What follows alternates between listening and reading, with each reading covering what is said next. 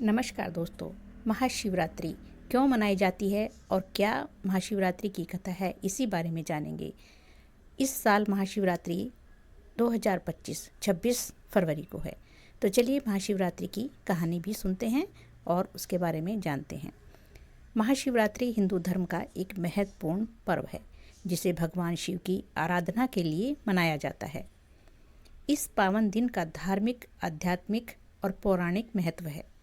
महाशिवरात्रि मनाने के कई प्रमुख कारण हैं। महाशिवरात्रि का सबसे महत्वपूर्ण कारण यह माना जाता है कि इसी दिन भगवान शिव और माता पार्वती का विवाह संपन्न हुआ था। इस दिन को शिव और शक्ति के मिलन का प्रतीक माना जाता है, जो सृष्टि के संतुलन को दर्शाता है। महाशिवरात्रि की पूजा विधि कैसे करनी चाहिए। इस दिन भक्त व्रत रखते हैं और भगवान शिव का जल, दूध और बेलपत्र और धतूरा से अभिषेक करते हैं। पूरी रात शिव भक्ति और जागरण किया जाता है। ओम नमः शिवाय मंत्र का जाप किया जाता है, जिससे सकारात्मक ऊर्जा का संचार होता है। महाशिवरात्रि का दिन भगवान शिव के आशीर्वाद को प्राप्त करने का दिन है। इस साल महाशिवरात्रि 26 फरवरी 2025 को है। इस दिन भक्त व्रत रखते हैं और शिव परिवार की पूजा करते हैं। पूजा के दौरान महाशिवरात्रि व्रत कथा को सुनना फलदायी होता है। एक बार माता पार्वती ने भगवान शिव शंकर से पूछा कि आपकी कृपा पाने के लिए कौन सा सबसे सरल व्रत और पूजा है। तब भगवान भोलेनाथ ने माता पार्वती को शिवरात्रि व्रत की महिमा, व्रत और पूजा विधि बताई। उसके साथ ही उन्होंने महाशिवरात्रि व्रत की कथा भी सुनाई। चलिए सुनते हैं महाशिवरात्रि व्रत की कथा। शिव पुराण की कथा के अनुसार एक गांव में एक शिकारी था, जो पशुओं को शिकार करके अपना घर परिवार चलाता था। वह गांव के ही एक साहूकार का कर्जदार था। वह काफ़ी प्रयासों के बाद भी कर्ज से मुक्ति नहीं पा रहा था। एक दिन क्रोधित होकर साहूकार ने उसे शिव मठ में बंदी बना लिया। उस दिन शिवरात्रि थी।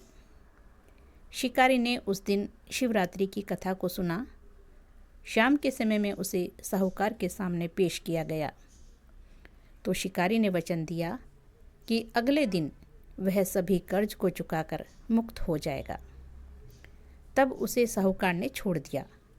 शिकारी वहाँ से जंगल में गया और शिकार की तलाश करने लगा। वह एक तालाब के किनारे पहुंचा। वहाँ पर वह एक बेल के पेड़ पर अपना ठिकाना बनाने लगा। उस पेड़ के नीचे एक शिवलिंग था, जो बेल पत्रों से ढका हुआ था। उसे इस बात की बिल्कुल भी जानकारी नहीं थी। बेल वृक्ष की टहनियों को तोड़कर वह नीचे फेंकता गया और बेल पत्र उस शिवलिंग पर गिरते गए। वह भूख प्यास से व्याकुल था।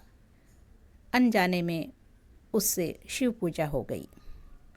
दोपहर तक वह भूखा ही रहा। रात में एक गर्भवती हिरण तालाब में पानी पीने आई। तभी शिकारी उसे मारने के लिए धनुष बाण तैयार करने लगा। उस हिरण ने कहा कि वह बच्चे को जन्म देने वाली है।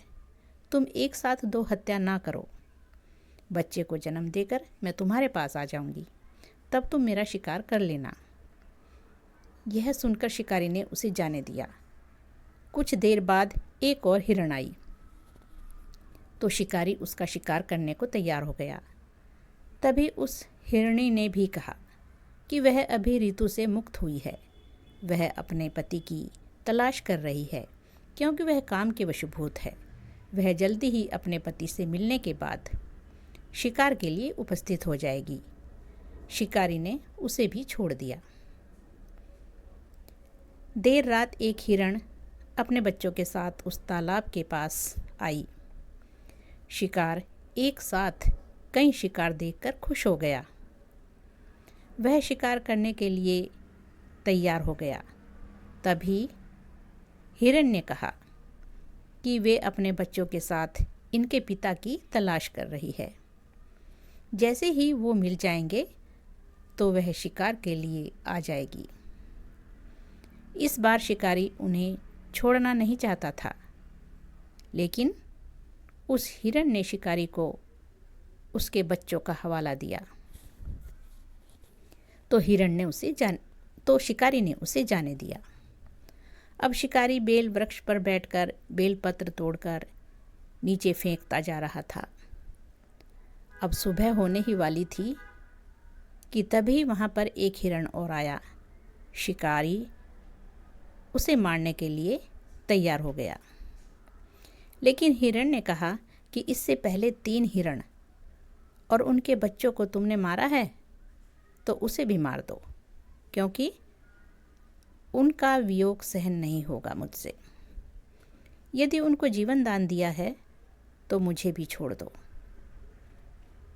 परिवार से मिलकर तुम्हारे समक्ष उपस्थित हो जाऊंगा।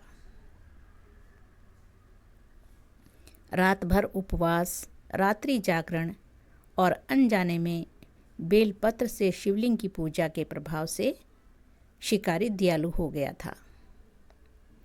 उसने हिरण को भी जाने दिया।